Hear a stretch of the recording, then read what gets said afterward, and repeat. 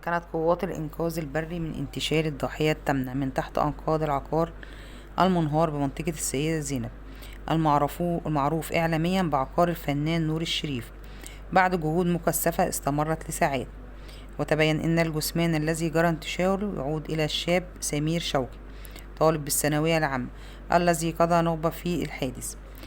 وفي تصريحات مؤثرة عبر والد الضحية تامر شوقي قبل خروجه عن حزنه العميق قائلا: ادعوا لي أشوفه، ده ابني الكبير وتحت الأنقاض. وأضاف والده: أنا عرفت إن سمير كان بيذاكر وقام دخل البلكونة يقرأ في المصحف قبل ما البيت يقع. كان قلبه حاسس، وكان العقار قد انهار بشكل مفاجئ وأسفر عن سقوط عدد من الضحايا والمصابين. ولا تزال فرق الأنقاذ تواصل أعمالها وسط ترقب من الأهالي، بينما تباشر النيابة العامة التحقيقات للوقوف على أسباب انهيار العقار. وانهار عقار الفنان الراحل نور الشريف صباح يوم، وبالتحديد في الساعة 1:30 بعد منتصف الليل، حيث استيقظت منطقة السيدة زينب بالقاهرة على فجأة انهيار عقار سكني مهول بالسكان يقع بحارة الصايغ المتفرغة من شارع محمد عنايد. العقار المكون من 7 طوابق كان يقيم فيه الفنان الراحل نور الشريف قبل أن يغادر المنطقة ليسكن في منطقة أخرى. ورغم صدور قرار سابق بإخلاء العقار نظرا إلى كونه آيل للسقوط، فإن الأسر التي كانت تقاطنه لم تجد بديلا فظلت مقيمة فيه رغم الخطر.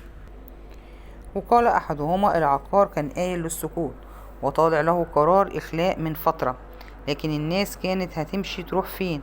العقار وقع مرة واحدة وكل الشقق كانت فيها سكان وأطفال ما عدا الطابق الأرضي كان فاضي.